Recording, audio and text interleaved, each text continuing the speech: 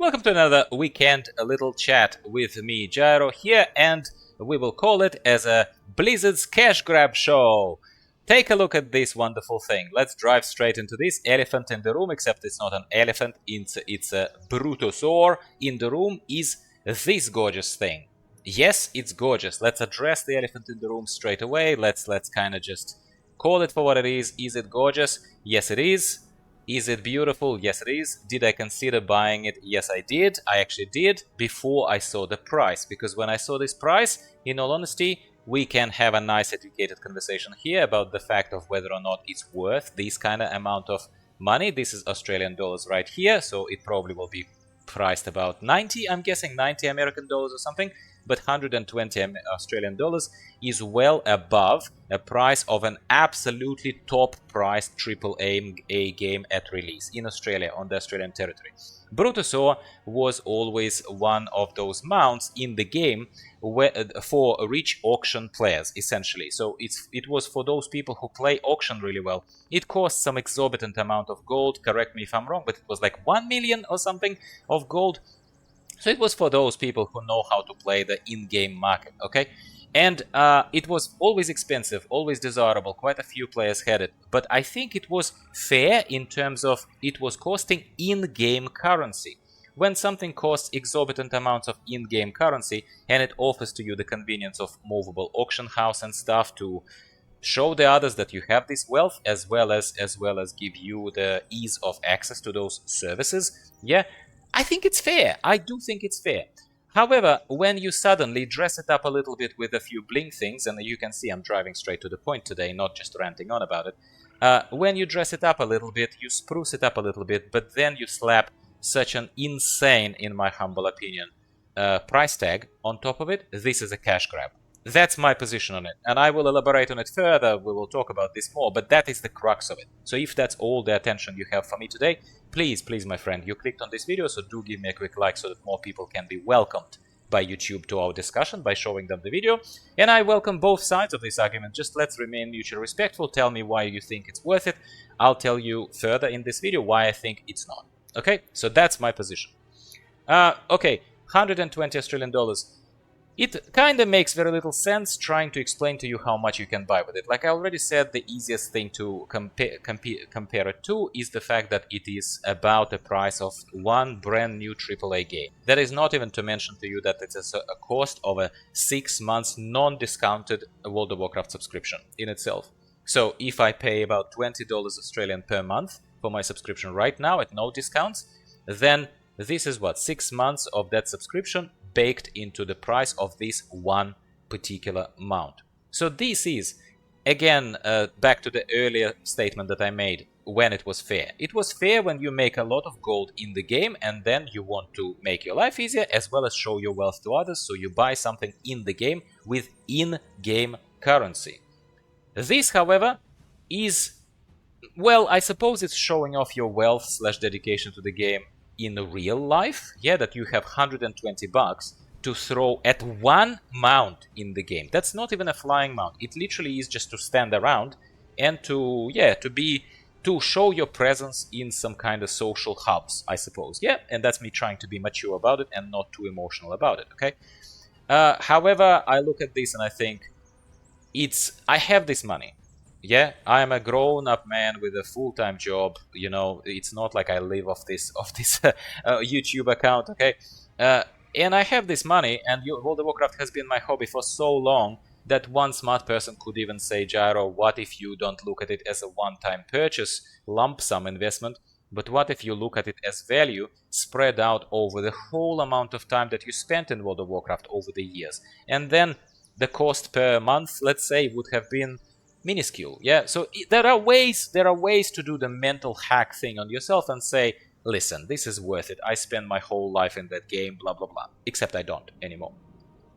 So I look at this more as a responsible person and think, yeah, in Australia especially, everything costs a lot of money. A coffee, a large coffee with oat milk, for example, a mocha, something not basic, not long black, but let's say an oat milk mocha, large, costs somewhere between $6.50 and about $7 Australian dollars if you are unlucky. Yeah, and if you are in more expensive parts of cities or at the airport.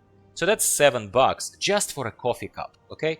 If you look at it in those terms, then you think, well, come on, man. If you even look at the number of coffee cups in these $120, it's not that many.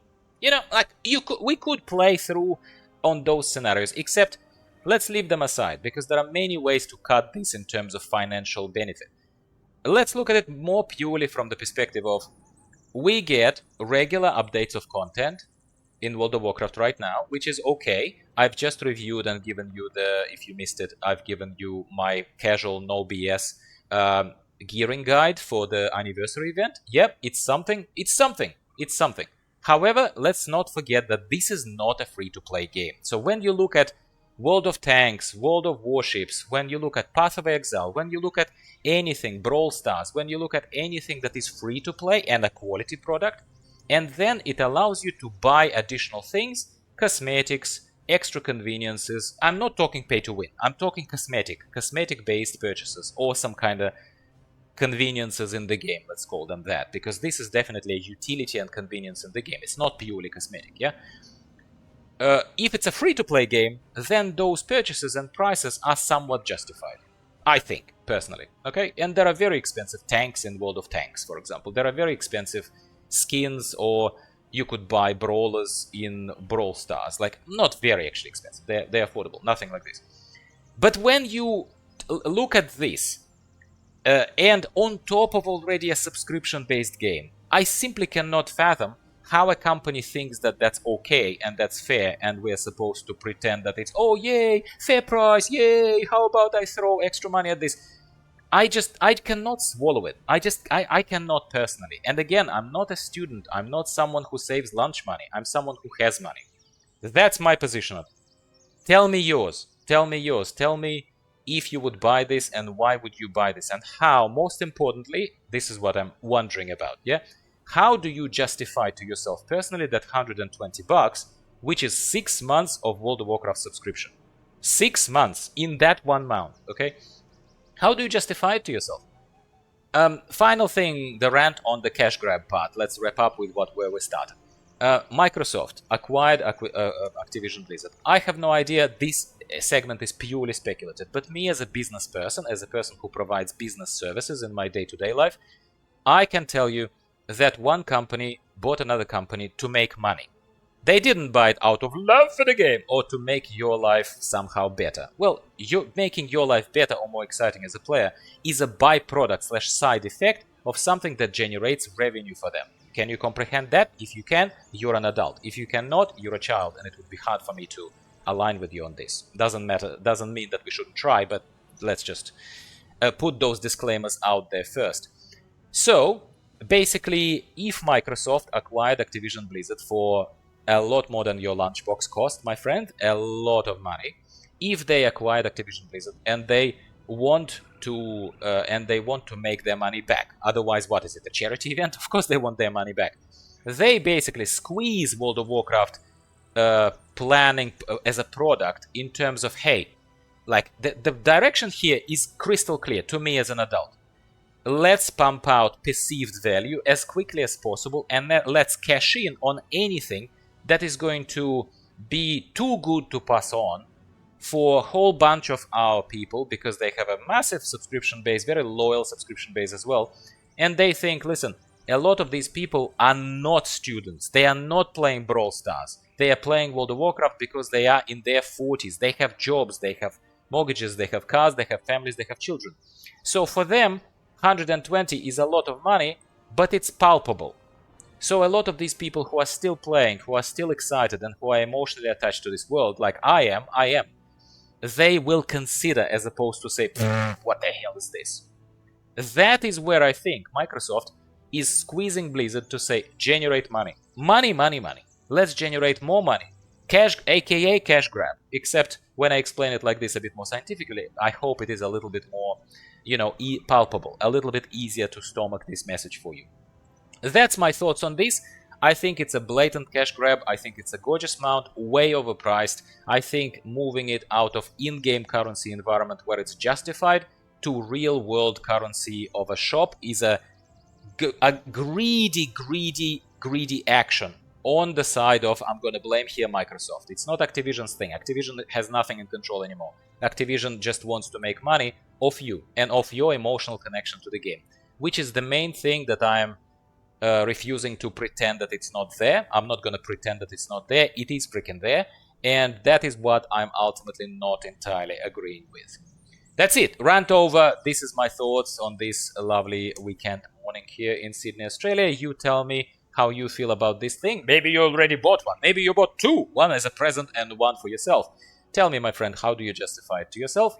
And let's talk about this in the comments below. I look forward to your comments. Before you drop out, if you want more voices, more people contributing to this discussion, you have very simple action.